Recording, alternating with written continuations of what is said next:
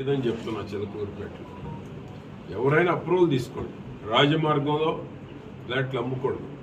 ఎవరి దగ్గర పోవాల్సిన పని లేదు, తిరగాల్సిన పని లేదు. ఆ సిస్టాన్ని డెవలప్ చేస్తున్నాం. కొనుక్కునేటువంటి వాళ్ళకి సేఫ్టీ ఉండాలి,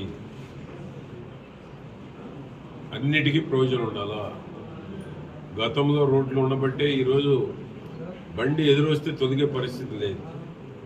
ఆ సిస్టమ్ ఉండటానికి వీల్లేదు.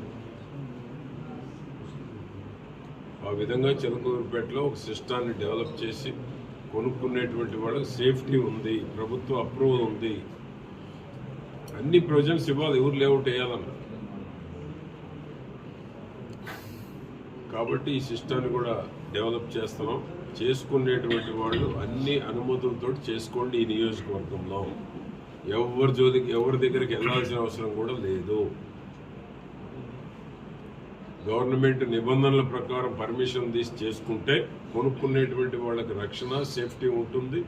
అమ్ముకునేటువంటి వాళ్ళు కూడా రాజమార్గంలో అమ్ముకునేటువంటి దానికి అవకాశం ఉంటుంది.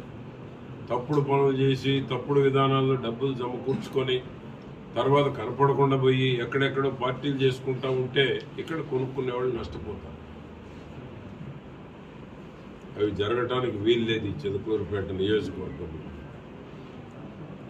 ఆ విధంగా ఈరోజు గ్రీవెన్స్లో రకరకాలైనటువంటి సమస్యలు, రెవెన్యూ, టిడ్కో హౌసెస్, డ్వాక్రాలో మోసపోయిన వాళ్ళు, ఇటువంటి ఎక్కువ మేజర్గా వస్తున్నటువంటి సమస్యలు.